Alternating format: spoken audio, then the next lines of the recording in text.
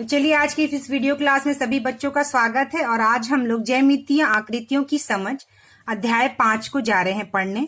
तो चलिए शुरू करते हैं। देखिए यहाँ पे है रेखाखंड। रेखाखंड किसे कहते हैं बच्चों? जब एक रेखाखंड के दो अंत बिंदु होते हैं, ठीक है। रेखाखंड क्या होता है बच्चों कि रेखाखंड जो होते हैं उनके दो अंत बिंदु होते हैं, तो उसे हम क्या कहते हैं? रेखाखंड होते हैं। क्या कहते हैं? रेखाखंड। जब एक बिंदु को हम आगे अपरिमित, मतलब एक बिंदु को जब हम आगे बढ़ाते जाते हैं, ठीक है, बहुत आगे बढ़ाते जाते हैं, तो उससे हम क्या कहते हैं बच्चों? किरण। देखिए एक बिंदु को यहाँ पे हम बढ़ा रहे हैं, तो इसे क्या कहते हैं? हम किरण कहते हैं। और जब दोनों बिंदुओं को उसके हर दिशा में जब बढ़ाते जाते हैं तो वह क्या बन जाती है बच्चों? रेखा। ठीक है, तो ये क्या बन गया बच्चों? रेखा। तो इस तरह से देखिए ए बी रेखाखंड, और एक तीर है तो वह किरण है, वह एक तीर है तो वह किरण है, और जब दोनों तरफ तीर है तो क्या है बच्चों? ये रेखा है। ठीक है, तो यहाँ पे कह रहा है चित्रों में बनने वाले विभिन्न कोणों को पहचानिए तथा उन पर गोल घेरा लगाए। तो हमें क्या करना है बच्चों? यहाँ पे कोण को पहचान कर उस पर घेरा बनाना है। तो देखिए एक कोण यहाँ हो गया, एक कोण यहाँ, एक कोण यहाँ, और एक कोण यहाँ हो गया। ठीक है, तो यहाँ पे देखिए इस तरह से कोण हुआ। यहाँ पर भी देखिए बच्चों एक कोण बन रहा है, यहाँ पे भी एक कोण बन रहा है। ठीक है, और यहाँ पे भी एक नीचे कोण बन रहा है। उसी प्रकार अगर हम इसमें देखें तो एक कोण यहाँ, एक कोण यहाँ, एक कोण यहाँ, एक कोण यहाँ बन रहा है, एक कोण यहाँ, एक कोण यहाँ। तो इस तरह से जहां दो रेखाएं मिलती हैं उसे हम क्या कहते हैं बच्चों? कोण कहते हैं। तो इस तरह से हम विभिन्न कोण जो है, देखिए इस तरह से हम विभिन्न कोण जो है इसमें बन रहे हैं। इसमें देखिए एक कोण यहाँ बना है, एक कोण यहाँ बन रहा है, और एक कोण इस तरह से बन रहा है। इस प्रश्न में एक कोण यहाँ है, एक कोण यहाँ बन रहा है, और एक कोण ऐसे बन रहा है। ठीक है, और एक कोण जो है पूरा इस तरह से भी बन रहा है। देखिए ऐसे करके पूरा यहाँ पे एक कोण बन रहा है। तो इस तरह से देखिए एक यहाँ बना, एक ऐसे। इस तरह से दो रेखाएं जब एक जगह जाकर मिलती हैं तो हम क्या बनता है? बस झुकाव होता है, तो वह क्या होता है? कोण होता है। तो हमारा ये दूसरा, देखिए यहाँ पे एक दूसरा प्रश्न दिया हुआ है। नीचे के खाने में कोई ऐसी दो आकृतियां बनाई जिसमें न्यून कोण, समकोण तथा अधिक कोण का प्रयोग हुआ। सबसे पहले तो बच्चों हम लोग ये बात जान लेते हैं कि न्यून कोण किसे कहते हैं, समकोण किसे कहते हैं, और अधिक कोण किसे कहते हैं। तो देखिए जब कोई रेखा पर इस तरह से हम सीधी लाइन खींचते हैं, ठीक है, और जो हमारा ये जो कोण होता है वह 90 डिग्री जब होता है तो इसे हम कहते हैं बच्चों समकोण। क्या कहते हैं बच्चों? इसे हम समकोण कहते हैं। ठीक है, यानी जब सीधी लाइन एकदम जब होती है किसी सीधी लाइन पे, तो और जब 90 डिग्री का कोण बनता है तो इसे हम समकोण कहते हैं। ठीक उसी प्रकार किसी भी लाइन पे अगर हम 90 डिग्री से कम कोण होता है, यानी कि यह कोण जो हो गया बच्चों 90 डिग्री हो गया, और 90 डिग्री से यानी कि यह जो कोण है 90 डिग्री से क्या है बच्चों? कम है, तो हम इसे क्या कहते हैं बच्चों? न्यून कोण कहते हैं। यानी कि वह कोण जो 0 डिग्री से ज्यादा होता है लेकिन 90 डिग्री से कम होता है उसे हम क्या कहते हैं बच्चों? न्यून कोण। अब आता है बच्चों अधिक कोण। तो देखिए 90 डिग्री का कोण यह हो गया 90 डिग्री का कोण।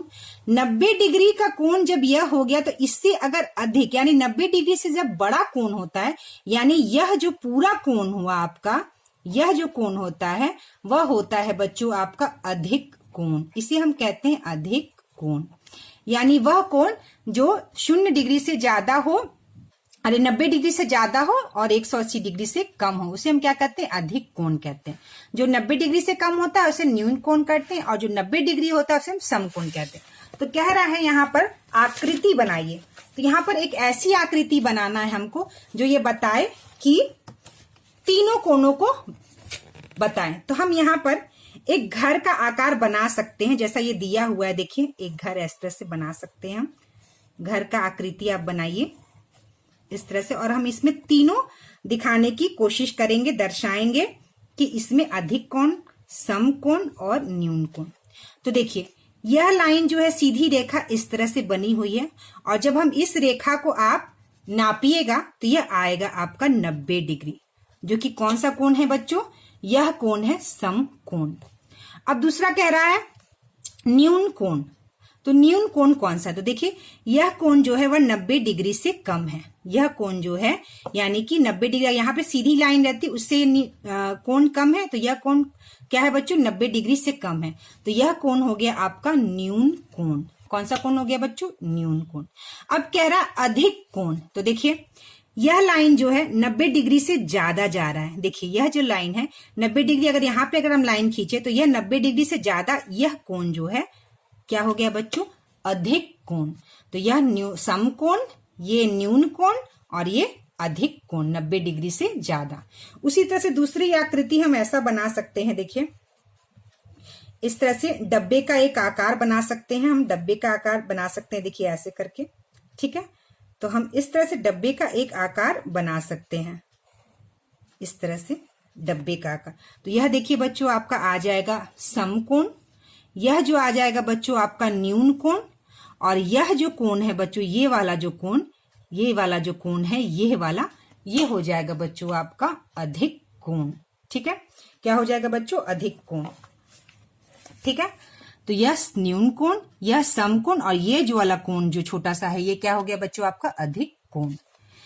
अब यहाँ पे देखिए बोल रहा है प्रत्येक आकृति के नीचे उसका नाम लिखे कि वह क्या है, रेखा, किरण, रेखाखंड, न्यून कोण, समकोण, अधिक कोण।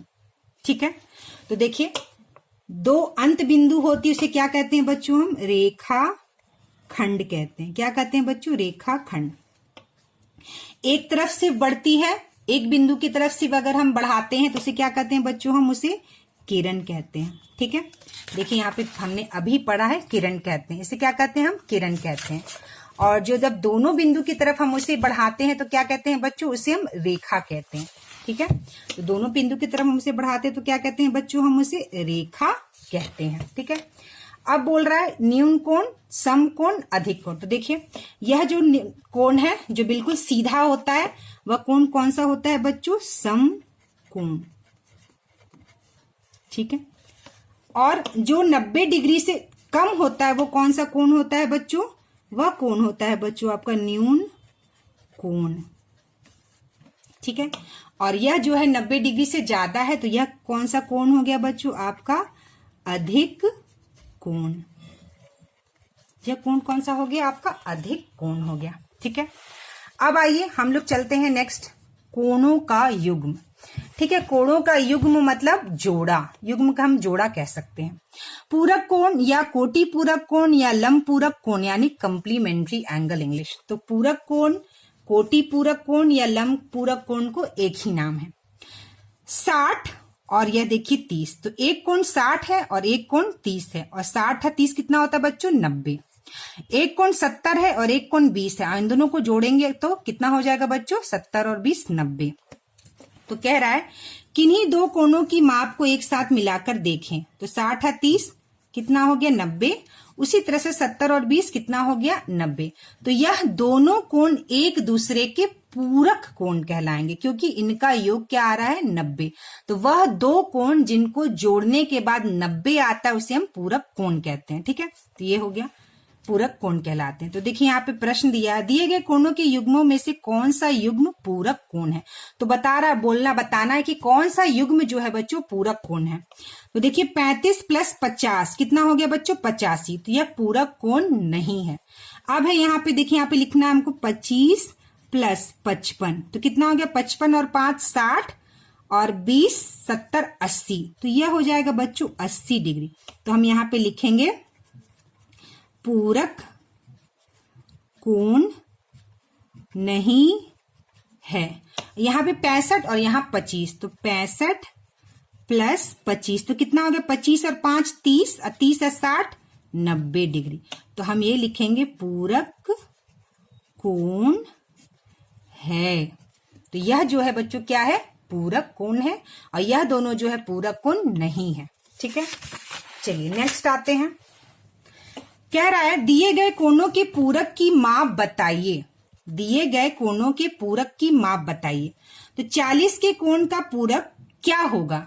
तो क्या करेंगे बच्चों, पूरक जो कोण होता है वो 90 डिग्री का होता है, दो कोण को मिला के 90 डिग्री होना चाहिए। तो 40 है तो दूसरा 50 होगा तो वह 90 हो जाएगा। तो क्या करेंगे, 90 में से 40 घटा देंगे।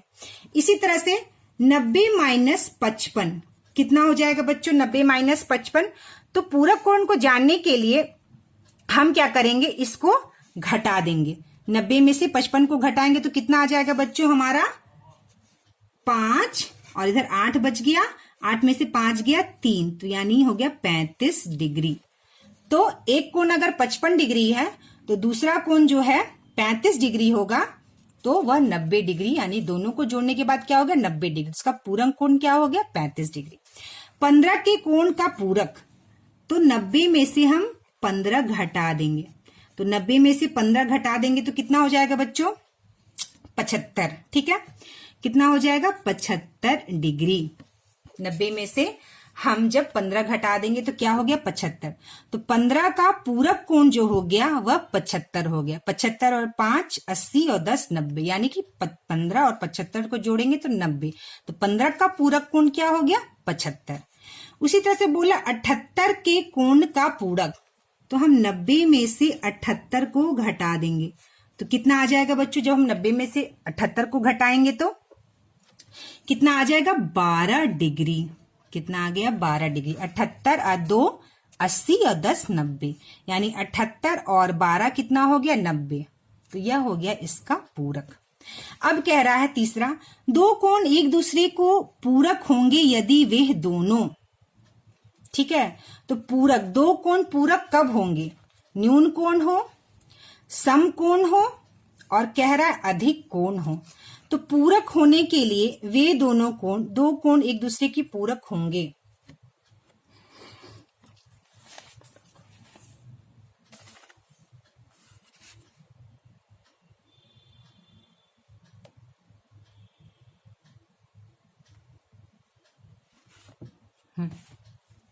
तो देखिए, दो कोण एक दूसरे के पूरक होंगे यदि वे दोनों, तो दो कोण जब भी पूरक होंगे बच्चों, पूरक का मतलब होता है 90 डिग्री। मैंने आपको बताया पूरक का मतलब होता है 90 डिग्री। तो यहाँ पे देखिए 40 डिग्री 90 से कम है, सॉरी यहाँ पे देखिए 40 डिग्री 90 से कम है, और 50 डिग्री भी 90 से कम है, 55 डिग्री भी 90 से कम है, 35 डिग्री भी 90 से कम है, 15 डिग्री भी 90 से कम है, 75 भी कम है, 78 डिग्री भी 90 से कम है, और 12 डिग्री भी 90 से कम है। यानी 90 से कम है मतलब न्यून कोण है। तो दो कोण पूरक कब होंगे बच्चों, जब वे दोनों न्यून कोण हो, यानी 90 से कम हो। ठीक है, अब हमारा यहाँ पे देखिए चौथा प्रश्न है, दो कोण एक दूसरे के पूरक हैं। कह रहा है दो कोई कोण है जो एक दूसरे के पूरक हैं, मतलब पूरक हैं। ठीक है, क्या है बच्चों, पूरक हैं, यानी 90 डिग्री होना चाहिए दोनों कोणों का योग। यदि उनके मापों का अंतर 30 डिग्री है तो दोनों कोण की माप बताइए। तो कह रहा है कि दोनों कोण को जब आप घटाएंगे, अंतर निकालेंगे, तो कितना आएगा 30 डिग्री। तो कह रहा है वह दोनों कोणों का माप क्या होगा। तो चलिए इस प्रश्न को हम लोग हल करते हैं कि इन दोनों का माप क्या होगा। तो इसको हम लोग कैसे हल करेंगे। ठीक है, तो चौथा का हम लोग हल करेंगे। किस तरह से हमें इसे हल करेंगे, बहुत ही अच्छा क्वेश्चन है। चलिए इसको करते हैं हम लोग। तो मान लीजिए बच्चों कि एक कोण है जो है x, और x को हम मान लेते हैं कि कौन सा कोण है, यह बड़ा कोण है। ठीक है, और एक कोण को मान लेते हैं y, यह कोण कौन सा है बच्चों, यह छोटा कोण है। और हमें बताना है कि वह दो कोण कौन से, यही हमें निकालना है प्रश्न में। ठीक है, और प्रश्न में क्या दिया है, देखिए यहाँ पे प्रश्न में क्या दिया है कि यदि उनके मापों का अंतर 30 डिग्री, यानी कि दोनों को घटाने के बाद कितना आना चाहिए, 30 डिग्री आना चाहिए। तो चलिए इसको घटाते हैं।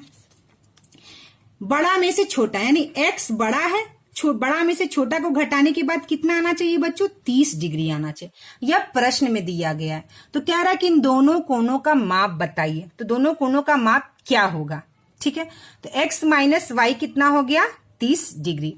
अब हम यहां से देखिए बच्चों x निकाल सकते हैं।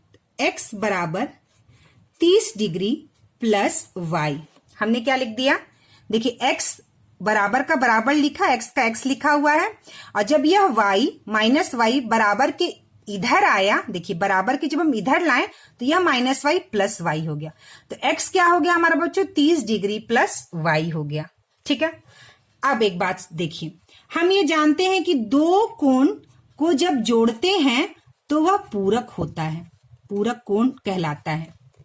ठीक है, दो कोणों का योग 90 डिग्री होता है, तो वह कौन सा कोण होता है बच्चों, पूरक कोण कहलाता है। ये हमने पढ़ा अभी कि दो कोणों को का जो योग होता है अगर 90 डिग्री हो तो कौन सा कोण होता है बच्चों? वह पूरक कोण होता है। तो हम यहाँ पे लिख सकते हैं बच्चों x प्लस वाई बराबर 90 डिग्री। हम लिख सकते हैं ना x प्लस वाई बराबर 90 डिग्री। ठीक है, तो देखिए x का मान क्या है बच्चों? यहाँ पे x का मान है 30 डिग्री प्लस y। तो यह जो x का मान है हम इसमें इस x के मान को रखेंगे x के जगह। तो क्या हो गया बच्चों? 30 डिग्री प्लस y बराबर 90 डिग्री। तो देखिए x का मान क्या है? 30 डिग्री प्लस y, और यह x का मान जो इतना है इसको हम इस x की जगह क्या करेंगे बच्चों? रख दिए। तो x की जगह हमने 30 डिग्री प्लस y रख दिया और प्लस y जैसा था वैसा का हमने लिख दिया। अब हम इसको करेंगे 30 डिग्री, एक y और एक y कितना हो गया बच्चों? 2y बराबर 90 डिग्री। ठीक है, एक y जोड़ेंगे तो कितना हो जाएगा बच्चों? 2y हो जाएगा। अब क्या करेंगे? 2y बराबर 90 डिग्री, इस 30 डिग्री को हम इस बराबर के इधर ले जाएंगे। तो यह 30 डिग्री प्लस है और इधर आएगा तो क्या हो जाएगा बच्चों? माइनस। ठीक है, तो 2y बराबर 90 माइनस 30 60 डिग्री। तो y बराबर 60 डिग्री बटे 2। ठीक है, तो y बराबर 2 से कितने बार में कट गया? 30 बार में 30 डिग्री। तो एक कोण तो हमने निकाल लिया बच्चों y। देखिए हमने y को कौन सा माना था? छोटा कोण माना था। तो y का जो कोण है वह कितना निकल गया बच्चों? 30 डिग्री। कितना निकल गया? 30 डिग्री। अब देखिए x बराबर 30 डिग्री प्लस y है। x बराबर 30 डिग्री प्लस y है। ठीक है, तो अब हम y का मान 30 डिग्री निकल गया तो y का मान हम यहां पर रखेंगे। तो x बराबर 30 डिग्री प्लस 30 डिग्री, तो x बराबर 60 डिग्री। तो ये देखिए बड़ा कोण, तो x बराबर 60 कोण, ये बड़ा कोण आपका x बराबर 60 निकल गया, और y बराबर 30 डिग्री, ये आपका छोटा कोण था तो 30 निकल गया। अब प्रश्न में क्या कह रहा है? x माइनस y कितना आना चाहिए बच्चों? 30 डिग्री आना चाहिए प्रश्न के हिसाब से। x कितना है? 60 डिग्री, माइनस y कितना है हमारा? 30 डिग्री, और जब इसको घटाएंगे तो कितना आ गया बच्चों हमारा? 30 डिग्री। ठीक है, तो ये हमारा इस तरह इसका हल निकल गया। किसका हल निकल गया बच्चों? हमारा यह हल निकल गया। एक बात और मैं यहाँ पे आपको बताना चाहूंगी, ज्यादातर बच्चे हमेशा मैंने देखा है कि प्रश्न का उत्तर यानी कि सबसे पहले चाहते हैं कि प्रश्नावली ही कराया जाए, प्रश्न बताइए, उत्तर बताइए। तो कुछ चैप्टर्स ऐसे होते हैं बच्चों, कोई अध्याय ऐसा होता है कि जिसके बारे में पहले ये चीजें जो दी गई हैं इसे पढ़ना बहुत जरूरी है, बहुत इंपॉर्टेंट होता है। अगर हम ये नहीं पढ़ेंगे और डायरेक्ट इसको हल करेंगे तो सिर्फ कहने के लिए हो जाएगा कि हमने हल कर लिया, लेकिन इसे पढ़ना और समझना भी जरूरी है। मैं हर अध्याय में अंदर का नहीं पढ़ाती हूँ, लेकिन जहां सबसे इंपॉर्टेंट और जरूरी लगता है मैं उसे जरूर बताना चाहती हूँ। ठीक है, तो चलिए आगे हम लोग बढ़ते हैं। समपूरक कोण या ऋजु पूरक कोण यानी कि सप्लीमेंट्री एंगल किसे कहते हैं? देखिए बच्चों, सीधा सीधा है, जब दो कोणों का योग जोड़ने पर 180 आए, मतलब देखिए यहाँ पे 60 प्लस 120 बराबर 180 डिग्री। तो दो कोणों को जब जोड़ने पर 180 डिग्री कोण आता तो उसे हम क्या कोण कहते हैं? समपूरक। जब 90 डिग्री आता तो उसे पूरक कहते हैं, और जब 180 डिग्री आता तो उसे हम समपूरक कहते हैं। तो 130 और 50 180 ये भी समपूरक है, 105 और 75 ये भी 180 ये भी समपूरक है, और ये भी समपूरक कोण है। अब कह रहा है यहाँ पे देखिए 60 युग्म के पहले कोण का माप, युग के दूसरे कोण का माप, और इसको जोड़कर लिखना है। तो दूसरा कोण में क्या क्या दिया है बच्चों? 50 डिग्री, और इधर 130 डिग्री, तो ये हो गया 180 डिग्री। फिर तीसरे में दिया है 75 डिग्री, और यहाँ पे 105 डिग्री, तो यह हो गया 180 डिग्री। और यह दिया है 80 डिग्री, और यह दिया है 100 डिग्री, तो यह हो गया 180 डिग्री। ठीक है, तो यह तीनों कोण, ये दोनों कोण जो है क्या है? युग्म है किसके? समपूरक कोण के। चलिए अब यहाँ पे देखिए प्रश्न है, यदि कोणों का युग्म समपूरक कोण हो तब नीचे कथनों में से कौन सा सत्य कथन है? कौन असत्य? तो कह रहा है युग्म के दोनों कोण न्यून कोण हो सकते हैं। तो देखिए ये असत्य क्यों है? अगर न्यून कोण होता है, दोनों कोण मतलब 90 डिग्री से कम है, न्यून कोण मतलब 90 डिग्री से, तो दोनों कोण बच्चों अगर 90 से कम होगा तो वह 180 नहीं होगा, इसलिए असत्य है। युग्म के दोनों कोण समकोण हो सकते हैं। हाँ, अगर एक 90 है दूसरा 90 है तो दोनों 90 और 90 कितना हो जाएगा बच्चों? दोनों कोण समकोण हो, यानी क्या कह रहा बच्चों? 90 प्लस 90 तो बराबर ये कितना हो गया बच्चों? 180। तो यह हो गया आपका सत्य। तो यह कथन जो है वह सत्य है। युग्म के दोनों कोण अधिक कोण हो सकते हैं, नहीं। अगर अधिक कोण का मतलब बच्चों 90 डिग्री से ज्यादा और दूसरा कोण भी 90 डिग्री से ज्यादा, तो जोड़ने पर हमारा क्या हो जाएगा? 180 डिग्री से ज्यादा। मान लेते हैं, मान लीजिए अगर 90 डिग्री से ज्यादा एक कोण ले लिए हम 100 डिग्री, और एक 90 डिग्री से ज्यादा अगर हम कोण ले लिए, मान लीजिए 95 डिग्री ले लिए, तो हमारा ये कितना हो गया बच्चों? 195 डिग्री। ठीक है, तो देखिए 90 डिग्री से ज्यादा एक कोण 100 डिग्री यानी अधिक कोण, और 90 डिग्री से एक कोण जाना ये भी अधिक कोण, तो इन दोनों को जोड़ेंगे तो 195 डिग्री हो जाएगा। तो यह क्या हो जाएगा बच्चों? असत्य हो जाएगा। युग्म के दोनों कोण अधिक कोण हो सकते हैं, तो ये नहीं हो सकते हैं। ठीक है, ये पूछ रहा है युग्म के एक कोण अधिक कोण तथा दूसरा न्यून कोण हो सकता है, तो देखिए हम लोग इसको चेक करते हैं। मान लीजिए एक अधिक कोण हम 120 डिग्री ले लें, ठीक है, 90 डिग्री से ज्यादा कितना हो गया? 120 डिग्री, और दूसरा कोण हम 90 डिग्री से कम ले ले, तो मान लीजिए हम 60 डिग्री ले लेते, तो देखिए इसको जोड़ के कितना होता है? 180 डिग्री। तो क्या ये हो सकता है? तो हाँ, समपूरक कोण के लिए एक ज्यादा और एक कम हो सकता है। तो बच्चों ये क्या हो गया बच्चों? यह सत्य हो गया। ठीक है, अब देखिए यहाँ कह रहा नीचे कोणों के दो युग्म दिए गए हैं, उनमें कौन समपूरक कोण है बताइए। तो बोल रहा है कि समपूरक कोण कौन सा है, तो इसको हमें जोड़कर देखना होगा कौन समपूरक कोण है। तो चलिए इसको जोड़ते हैं। 45 और 135, तो 5 5 10, 4 1 5, 6 7 8, 180। तो यह जोड़ने पे कितना आ गया बच्चों? 45 प्लस 135 बराबर कितना हो गया? 180 डिग्री। तो यह कौन सा कोण है? समपूरक कोण है। तो हम इसको टिक करेंगे कि हाँ ये समपूरक कोण है। और 70 110, तो 110 में हम जब 70 को जोड़ेंगे तो कितना हो गया बच्चों? 170 180 डिग्री। तो यह भी समपूरक कोण है। नीचे कोणों के दो युग्म दिए गए हैं, उनमें कौन समपूरक कोण है बताइए। तो 135 और 45, ठीक है, 135 और 45, 5 5 10, 3 1 4 4 8, 180। ठीक है, तो यह दोनों जो है बच्चों समपूरक कोण है। 110 में 70 जोड़े तो 180, और 135 में 45 जोड़े तो 180। यह दोनों समपूरक कोण है। चलिए, निम्नलिखित कोणों में से प्रत्येक के समपूरक कोण बताइए। ठीक है, तो 75 डिग्री है। ठीक है, क्या है बच्चों? 75 डिग्री। तो हम क्या करेंगे? 180 में से हम बच्चों 75 को घटा देंगे। क्या करेंगे बच्चों? हम 180 में से 75 को घटा देंगे, तो कितना बच जाएगा बच्चों हमारा? 105 डिग्री। तो 105 डिग्री और 75 को जोड़ेंगे तो 105 और 5 110 और 70 180 डिग्री आ जाएगा। ठीक है, तो 105 और 75 क्या हो गया? समपूरक कोण हो गया। अब 125, तो हम क्या करेंगे? 180 में से 125 को घटा देंगे तो कितना आ गया बच्चों?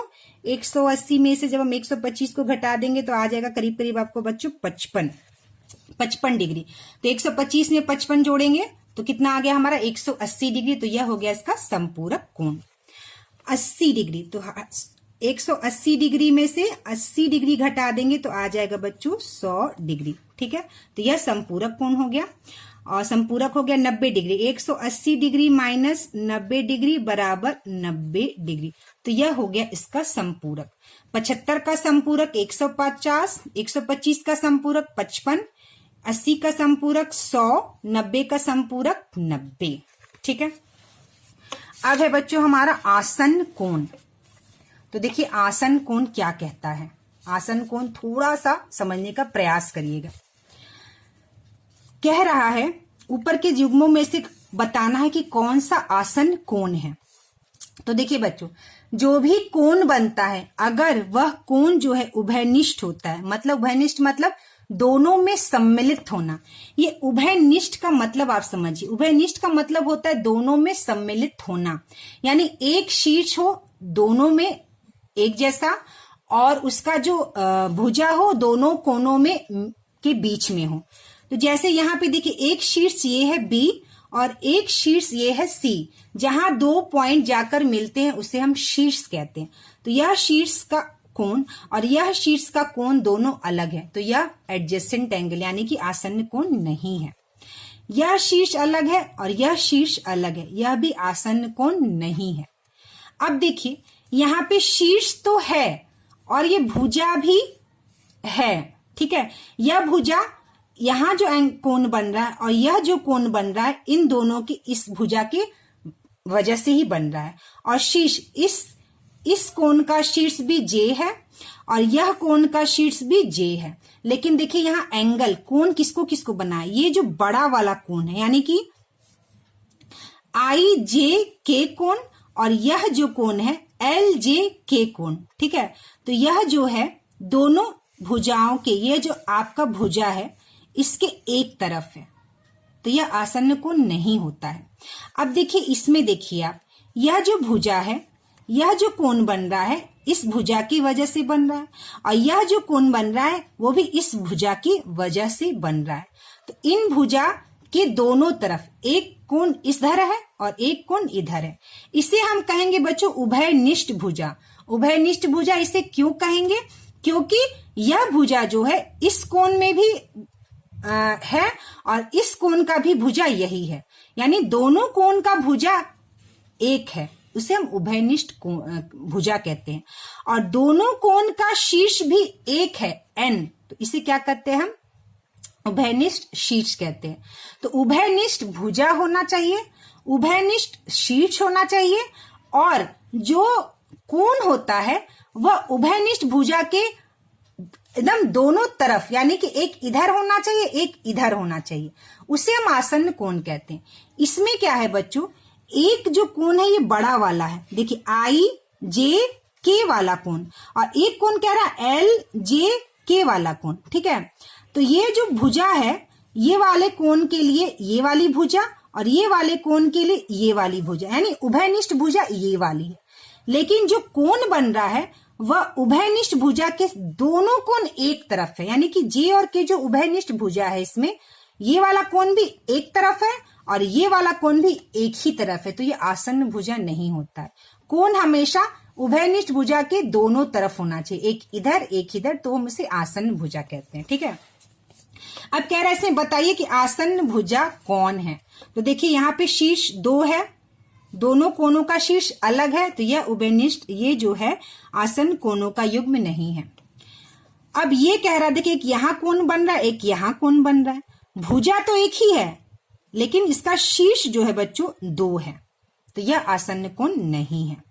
अब ये वाला देखिए यहाँ का जो भुजा है एक कोण जो ये कोण जो बना रहा है इस भुजा के साथ है और ये जो कोण बना रहा है इस भुजा के साथ है और इसका शीर्ष भी एक है, उभयनिष्ठ भुजा भी एक है और दोनों कोण एक दूसरे के इधर इधर है, यानी एक कोण इसके इधर है उभयनिष्ठ भुजा के और एक कोण उभयनिष्ठ भुजा के इधर है, तो यह जो है आसन्न कोण है। और ये वाला जो है बच्चों ये देखिए यहाँ पे एक कोण यहाँ पे एक कोण, यहाँ शीर्ष तो एक ही है, ठीक है, दोनों कोणों का शीर्ष एक है और यह कोण का भुजा ये है और यह कोण का भुजा ये है, ठीक है। तो यह जो है उभयनिष्ठ भुजा है, लेकिन जो इसका कोण है बच्चों वह भुजा के एक ही तरफ है, ठीक है, ये भुजा के इस तरफ नहीं है, ये दोनों कोण जो है भुजा के एक तरफ है, तो ये भी उभयनिष्ठ कोण नहीं है, ठीक है, आसन्न कोण नहीं है, ठीक है। अब है आपका यहाँ पे टॉपिक रैखिक युग्म। रैखिक युग्म सीधे सीधे हम ये कह सकते हैं जो आसन्न कोण बच्चों हमने पढ़ा उस आसन्न कोण का जोड़ जो है वो 180 डिग्री होना चाहिए और यह सीधी रेखा होना चाहिए, तब हम उसे आसन्न कोण कहेंगे। जैसे यह कोण और यह कोण सीधी रेखा में है और इस कोण का जोड़ और इस कोण का जोड़ कितना होगा बच्चों 180 डिग्री होगा, इसे हम रैखिक युग्म कहते हैं। इंग्लिश में हम इसे लीनियर पेयर कहते हैं। जैसे एक लाइन पे यह पॉइंट पे एक रेखा है, ठीक है, और यह वाला जो एंगल है ए बी सी, देखिए कोण को कैसे पढ़ा जाता है। ये वाला कोण अगर आपको बताना है कि ये वाला कोण अगर आपको बोलना है तो हम कैसे बोलेंगे ए बी सी, यहाँ पे देखिए लिखा हुआ है एंगल ABC। यहाँ लिखेंगे कोण ABC। यह जो B होता है यह कोण को बताता है। तो ABC और जो DBC है, DBC जो है बच्चों, इन दोनों को जोड़ने के बाद जो है वो आसन कोण बना रहे हैं। ठीक है, कौन सा कोण बना रहे हैं बच्चों? आसन कोण। और योग क्या होना चाहिए दोनों कोणों का बच्चों? 180 डिग्री होना चाहिए। तो यहाँ पे देखिए कह रहा है चित्र 5.12 को देखकर बताइए एंगल AOB तथा एंगल BOC एक रैखिक युग्म बनाते हैं। तो ये बच्चों ये रैखिक युग्म नहीं बनाते हैं, क्योंकि रैखिक युग्म बनाने के लिए यह जो है आपका, यह सीधी रेखा में होना चाहिए। क्या रेखा में होना चाहिए बच्चों? सीधी रेखा में होना चाहिए, विपरीत दिशा में होना चाहिए। देखिए एक दूसरे के ठीक विपरीत दिशा में तथा सीधी रेखा बना रही है, तो यह रैखिक युग्म नहीं है। क्या एंगल AOB तथा एंगल BOC आपस में मिलकर रैखिक युग्म बनाते हैं? यदि हाँ तो कैसे, नहीं तो क्यों? तो बच्चों यह रैखिक युग्म नहीं बनाते हैं। क्यों? क्योंकि यह सीधी रेखा में, पहला बात तो नहीं है, और दूसरा अगर आप इसको जोड़े तो यह 90 डिग्री से थोड़ा कम है और यह कोण 90 डिग्री से थोड़ा ज्यादा, और इन दोनों को जब आप जोड़िएगा तो 180 डिग्री नहीं आएगा। तो रैखिक युग्म तभी होगा जब इन दोनों का कोण कितना हो बच्चों? 180 डिग्री हो। तीसरा है एंगल AOB तथा BOC आपस में मिलकर रैखिक युग्म बनाते हैं यदि एंगल AOB 75 डिग्री हो। तो अगर कह रहा है AOB यानी ये अगर 75 डिग्री है तो ये कितना डिग्री होना चाहिए कि यह जो है रैखिक युग्म बना ले? तो सीधी सी बात है, 180 डिग्री में से हम 75 डिग्री को माइनस कर देंगे तो 10 में से 5 गया 5 और यहाँ बच गया 7 0 और यह हो गया 105 डिग्री। तो एंगल BOC बराबर 105 डिग्री होना चाहिए। ठीक है, कितना होना चाहिए बच्चों? 105 डिग्री। 105 और 5 110 डिग्री और 70 180 डिग्री। तो कितना होना चाहिए बच्चों? ये वाला एंगल जो पूछ रहा है कितना होना चाहिए? 105 डिग्री होगा। तो यह जो एंगल है यहाँ पे आ जाएगा और ये सीधी रेखा में रैखिक युग्म बनाएगा। ठीक है, तो ये हमारा हो गया। अब है यहाँ पे देखिए प्रतिच्छेदी रेखाएं किसे कहते हैं? प्रतिच्छेदी रेखाएं जब सीधे दो लाइन जब एक दूसरे को काटती है, जिस पॉइंट पे उसके प्रतिच्छेदन बिंदु कहते हैं और उसी को हम प्रतिच्छेदी रेखा कहते हैं। जैसे यह एग्जाम्पल दिया गया तो कह रहा है 5.16, ये देखिए 5.16 यह चित्र है। प्रतिच्छेदन बिंदु कौन सा है? यह 0। यहाँ पे जहां कटती है दो रेखाएं उसे हम प्रतिच्छेदन बिंदु कहते हैं। क्या कहते हैं बच्चों? प्रतिच्छेदन बिंदु कहते हैं। और प्रतिच्छेदी रेखाएं तो देखिए AC और BD, तो AC प्रतिच्छेदी रेखाएं AC है और कौन सा है बच्चों? B और D BD है। ठीक है, तो यह हो गया प्रतिच्छेदी रेखा। अब कह रहा रैखिक युग्म के कोण होते हैं पूरक 90 डिग्री, समपूरक 180 डिग्री। तो क्या होते हैं बच्चों? 180 डिग्री। रैखिक युग्म के कोण क्या होते हैं बच्चों? समपूरक होते हैं। ठीक है, अब कह रहा है रेखा L तथा M को आगे पीछे बढ़ाई, क्या वे आपस में एक दूसरे को काटती हैं? यदि काटती तो कितने बिंदु पर काटेंगे? अगर एक रेखा दूसरी रेखा को हम आगे पीछे बढ़ा के काटेंगे तो बच्चों सिर्फ एक बिंदु पे कटेगा, एक से ज्यादा बिंदु पे दो रेखाएं नहीं कटेंगी। ठीक है, तो कितने बिंदु पर काटती हैं? तो हम यहाँ पे लिखेंगे बच्चों एक बिंदु पर। कितने बिंदु पर काटती हैं बच्चों? एक बिंदु पर। अगर दो रेखा है तो हम ऐसे काटेंगे तो एक ही बिंदु पे कटेगा, दो बिंदु नहीं हो सकता है। दो कोण आपस में मिलकर रैखिक युग्म बनाते हैं तो दोनों कोण हो सकते हैं। देखिए बच्चों, रैखिक युग्म बनाने का मतलब होता है 180 डिग्री होना चाहिए कोण। तो समकोण का मतलब होता है दो कोण। समकोण का मतलब होता है समकोण। तो दो कोण आपस में मिलकर रैखिक बनाते दोनों कोण हो सकते हैं समकोण। तो हाँ, 90 डिग्री में 90 डिग्री जोड़ेंगे तो कितना हो जाएगा बच्चों? 180 डिग्री। तो दो कोण जो है समकोण हो सकते हैं, तो हम लिखेंगे हाँ हो सकते हैं। एक न्यून कोण और एक अधिक कोण, तो मैंने यहाँ देखिए बताया था एक न्यून कोण और एक अधिक कोण। देखिए हम लोगों ने यहाँ किया है, देखिए 120 डिग्री और 60 डिग्री, 180 डिग्री। तो एक अधिक और एक कम जो है हो सकता है, तो हम इसको टिक करेंगे हाँ ये भी हो सकता है। ठीक है, अब है हमारा ऊर्ध्वाधर सम्मुख कोण, वर्टिकली ऑपोजिट एंगल। तो देखिए ये भी बहुत ही आसान है। जब दो रेखा एक दूसरे को इस तरह से, एक सरल रेखा एक दूसरी रेखा को काटती है तो इस तरह से चार कोण बनता है। पहला कोण, दूसरा कोण, तीसरा कोण, चौथा कोण। ठीक है, तो बस इतना हमें समझना है कि पहला कोण तीसरे कोण के बराबर होता है और दूसरा कोण चौथे कोण के बराबर होता है। और अगर आप इसको देखें तो ये देखिए लंबी रेखा है, पहला कोण और तीसरा कोण 180 डिग्री के बराबर है, क्योंकि मालूम है हमें 180 डिग्री का कोण कैसा होता है बच्चों, ऐसे होता है। तो तीसरा और पहला 180 डिग्री है, उसी तरह से तीसरा और दूसरा 180 डिग्री है, तीसरा और चौथा भी 180 डिग्री है, चौथा कोण और पहला कोण भी 180 डिग्री है। देखिए angle 1 plus angle 2, angle 1 plus angle 2 180 degree. ठीक है, उसी तरह से एंगल 1 निकालने के लिए यानी कोण 1 निकालने के लिए 180 डिग्री में से हम कोण 2 को घटा देंगे। तो यही चीज यहाँ पे दी हुई है। तो देखिए यहाँ पे दिया है, स्वयं करके देखिए।